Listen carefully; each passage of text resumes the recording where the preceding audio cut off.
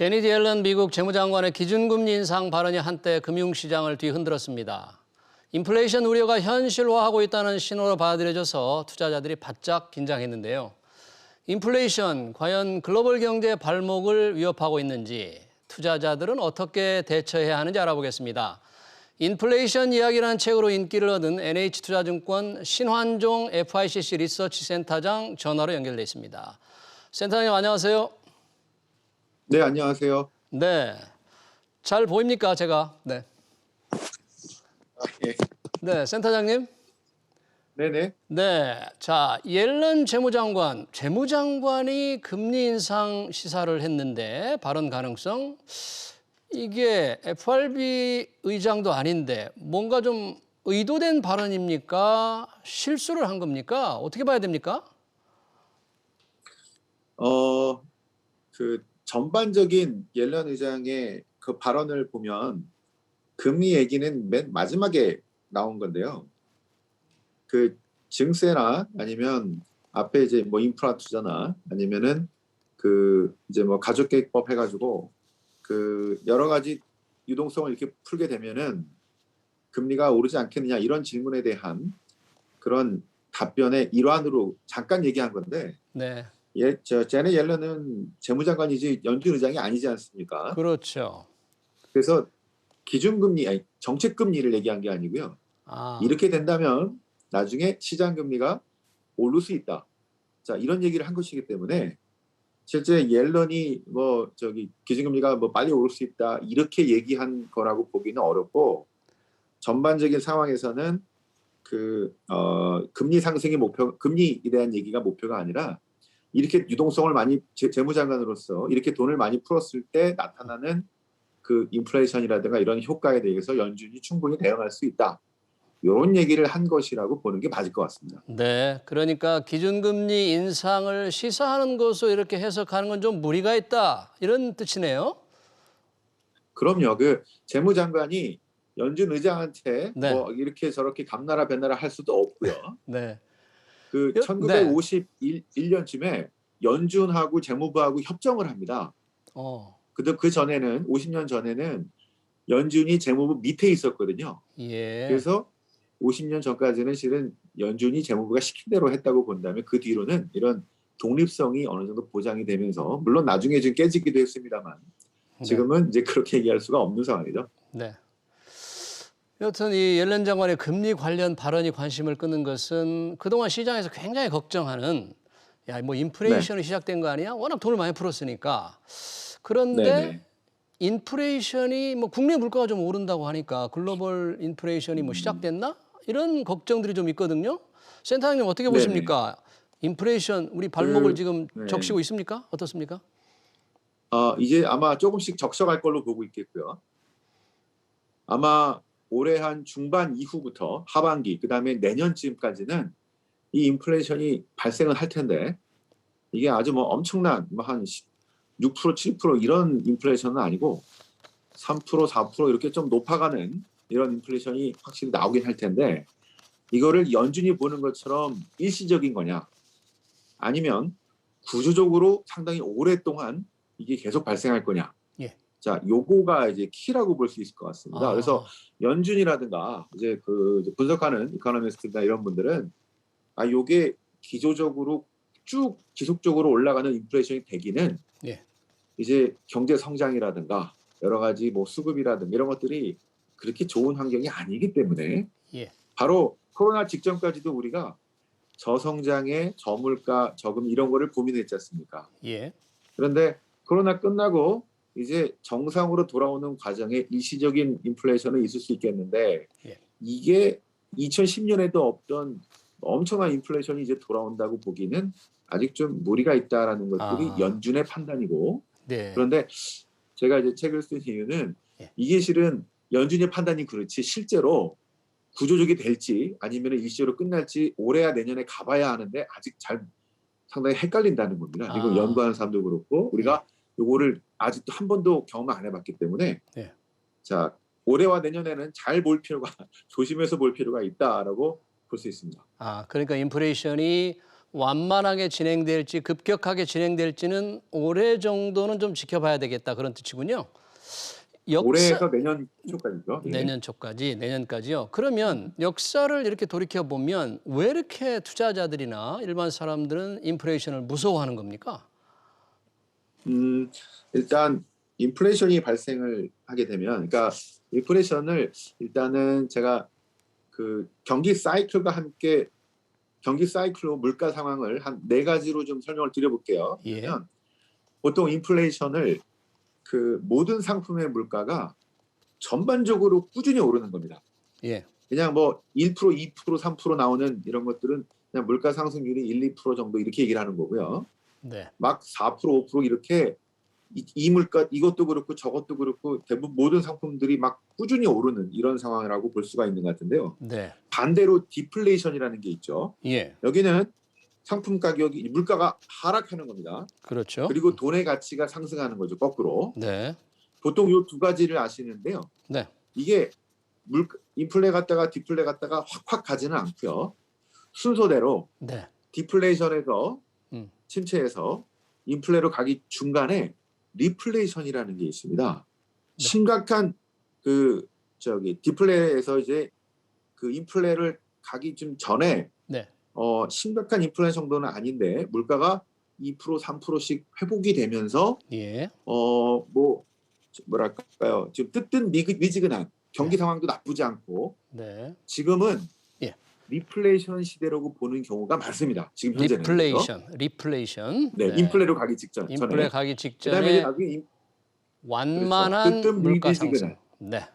그렇죠. 음. 그다음에 이제 인플레이션을 해서 이게 디플레로 바로 가는 게 아니라 인플레이션에서 바람이 좀 빠지는 그거를 네. 디스인플레이션으로 해서 서서히 내려가는 상황. 그래서 지금은 예. 요한 네 가지 사이클 중에서 리플레이션 상황에 가깝다라고 볼 수 있겠는데요. 아, 이게 예. 만약에 3%, 4% 이렇게 물가 상승률이 인플레이션이 너무 과도하게 되게 되면 예. 아마 여러분들이 월급이 한 2% 인상이 됐는데 올해 예. 물가가 5%가 돼버리면 실질로 마이너스 3%로 실제 자산 가치 이런 어떤 소득이 깎이는 겁니다. 그렇죠. 투자 자산도 마찬가지겠고요. 그래서 예. 이 과도한 인플레이션에 대한 사람들이 경계하고 우려하고 가만히 놔둬도 화폐 가치가 떨어지게 되니까 진짜 내가 모르는 사이에 세금을 내는 예. 정부가 부를 가져가게 되는 이런 것들에 대한 우려가 있다고 볼 수 있습니다.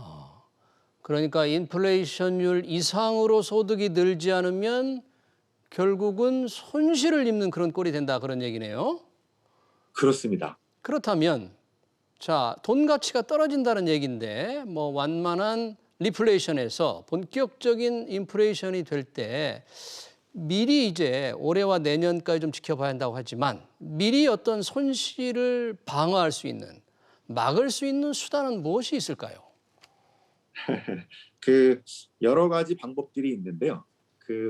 일단 저희가 그래서 뭐 부동산을 사라, 뭐 금으로 가야 된다, 뭐 이런 얘기들 많이 있습니다. 네. 과거에 어떤 사람들이 어떤 그 투자가 인플레이션에서 혜택을 받나 그러면 예. 일단은 돈을 투자한 사람보다 빌려준 사람보다 돈을 빌린 사람들이 실은 혜택을 받습니다. 네. 왜냐하면 1억을 빌렸는데 실질 그 돈의 가치가 5천만 원으로 떨어지면서 갚아야 될 돈이 5천만 원으로 줄은 거죠. 자, 그래서 이럴 때는 보통 레버리지 투자를 많이 하는데 이게 또 위험하기 때문에 함부로 할 수 있는 전략은 아닙니다. 네. 그래서 대표적인 게 이제 부동산과 금처럼 실물 자산에 투자를 많이 하시죠. 예. 그런데 그게 서민들이 하기 쉽지가 않습니다. 그렇죠. 그래서 많은 분들이 보는 게 실은 네. 이제 주식인데요. 예. 아무 주식이든 다 인플레이션에 강하진 않습니다. 아. 그래서 잘 골라야 되는데 인플레이션에 대한 센터장님. 강한 주식은 센터장님. 네네. 네네. 주식이 강하지 않은 게 주식이 혹시 인플레이션에 다 약하지 않나요? 다 약한 건 아니고요. 아, 예. 그중에 강한 주식들이 있습니다. 어떤 주식이 그럴까요? 그러니까 예를 들면 강한 기업인데요. 예. 그 인플레이션이 제일 큰 문제가 그 물가가 상승하게 되면서 비용이 높아지는 겁니다. 원자재 가격으로 인해서 원가가 높아지는 거죠. 이거를 상대방한테 가격을 전가할 수 있는 기업들이 실은 인플레이션에 강한 기업들이고 주식이 좋습니다. 네. 주로 대기업일 경우가 많겠고요. 예를 네. 들어서 포스코 같은 경우는 철강에서 예. 원자재를 이제 사서 만들잖아요. 그러면 네. 업스트림이라고 해서 용광로를 갖고 있어가지고 만드는 핫코일을 가격에 전가를 많이 시킬 수가 있습니다. 네.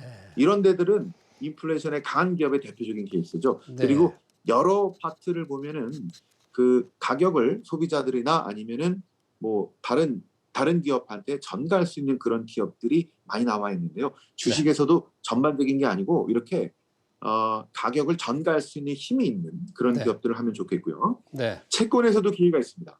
채권은 채권에서도 기회가 있습니까? 네네. 채권이 대표적으로 나쁘다 그렇게 보시는데요. 예. 그게 이제 고정금리로 1%일 경우, 음. 예를 들어서 인플레이션이 3%일 경우, 그 국채가 1.5%다. 그러면은 마이너스 1.5%잖아요. 네. 손실이. 그런데 물가 연동 채권이 있습니다. 물가가 오르는 만큼 플러스가 되는 채권이 있겠고요. 이런 거 괜찮습니다. 네. 그다음에 변동금리인 뱅크론 펀드 같은 게 있습니다. 여기는 그런 펀드. 물가 올라가는 만큼 반영이 됩니다. 네. 또는 아예 고금리 채권, 하이힐드 채권 투자 막 6%, 7%, 8%짜리 고금리를 주면은 괜찮겠죠. 이런 것들은 위험하잖아요. 분석을 잘 위험하잖아요. 그렇게 많은 금리를 그러니까 많이 분석을 제시하는. 잘해서 가야 되겠죠. 네. 그런데 보통 이런 상황에서는 작년에 부도율이 높아졌다가 예. 부도율이 서서히 내려오고 있는 상황이기 때문에 예. 지금은 오히려 하이힐드 채권 펀드, 하이힐드 채권 중에서 똘똘한 거 이런 것들이 훨씬 좋습니다. 대표적인 센터장님? 케이스가 네네. 네, 자리를 조금만 뒤로 하면 전체 모습이 잘 보일 것 같아요. 네, 괜찮습니다. 지금 하이힐드 채권을 말씀하셨는데 네. 하이힐드 채권이라는 것은 고수익, 고위험으로 일반 투자자들은 알고 있는데 기회가 있을 그렇죠. 수 있다고요? 대표적인 케이스가 이제 페맥스라고 멕시코 석유공사 채권 이런 게 더블 B급인데요. 한 9.5% 나옵니다. 3.5년 정도 만기인데. 네. 그러니까 그런 것들이 작년에 가격이 많이 떨어졌다가 지금 많이 좀 오르기 시작했는데 왜냐하면 죄송합니다. 어떤 부도율이 거라고 말씀하셨죠? 네. 어떤 게 9.5? 페맥스라고 멕시코 석유공사입니다. 멕시코 석유공사 채권. 석유공사 채권. 아하. 그렇죠. 이런 게 네. 지금 3년 한 6개월 정도 만기 네. 남았는데 한 9.5%가 나옵니다. 네. 이런 것들을 저희가 분석을 해서 고객들한테 이제 말씀을 드리고 있죠. 네. 그런 식으로 아무거나 다 좋은 게 아니고요. 그렇게 아까 주식도 그렇고 채권도 고금리이지만 그 똘똘하고 그 가운데 이런 인플레이션에 강할 수 있는 이런 것들을 잘 발굴해서 한다면은 지금 이제 인플레이션에 대해서 그 손실을 방어할 수 있는 충분히 그런 수단이 될 수 있을 거라고 봅니다. 그런데 손실을 방어할 수 있는 수단, 자산을 투자하기도 어려운 서민들은 어떻게 해야 될까요? 인플레이션이 온다 그러면 지금 대비를 할 수 있는 네. 방법이 있을까요? 그래서 이게 정말 쉽지가 않습니다. 그래서 인플레이션이 발생하게 되면은 인플레이션이 아주 심해지게 되면은 가장 이제 고통을 받는 그 분들이 실은 서민들입니다. 그리고 중소기업들이고 자영업들이고요.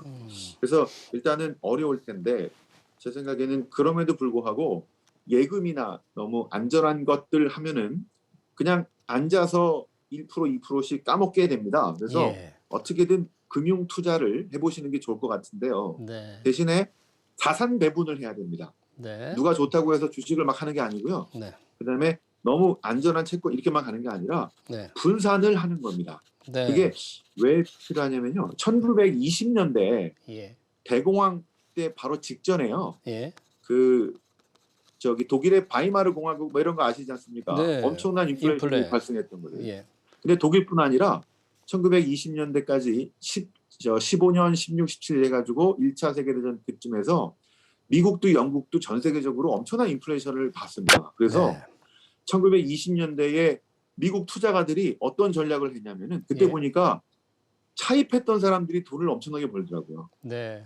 그다음에 그 돈으로 실물 기업도 그렇고 부동산도 그렇고 여러 가지를 막 샀던 사람들이 돈을 많이 번 걸 보고 1920년대에 그 자산 투자 전략은 예. 레버리지 투자 전략이었습니다. 빌려서 하는 엄청나게 투자. 산 거죠. 네. 그렇죠. 신용 대출을 받고 기업도 개인도 할 것 없이 그러다가 상황이 갑자기 바뀌어지니까요. 네. 인플레인 줄 알았는데 이제 20년대 중후반부터 디플레로 바뀌고 대공황이 오다 보니 이 상태가 나빠지니까 오히려 갚아야 될 돈이 훨씬 더 많아지는 1억을 빌렸는데 이제 거꾸로 갚아야 되는 게 2억이 돼버리는 이런 상황이 대공황을 만든 상황으로 전개가 되는데요. 그래서 자산 배분을 통해서 이게 인플레로 갈 줄 알았는데 저희가 지금 그 인플레가 구조적이냐 이제 일시적이냐 이게 중요한 이유가 전략을 이렇게 짰는데 갑자기 상황이 바뀌어 버릴 수도 있습니다. 그래서 항상 자산 배분을 통해서 이렇게 분산을 이렇게 하시는 게 좋을 것 같다 생각이 듭니다. 네. 그러니까 종합적으로 말하면 인플레이션이 1, 2년 정도를 봐야 될 것 같고 어떻게 바뀔지 대비해서는 자산 배분을 고르게 해야 된다. 그런 말씀이시군요. 네, 지금까지 잘 들었습니다. 인플레이션에 관해서 신환종 NH투자증권 FICC 리서치 센터장이었습니다. 고맙습니다. 네, 고맙습니다.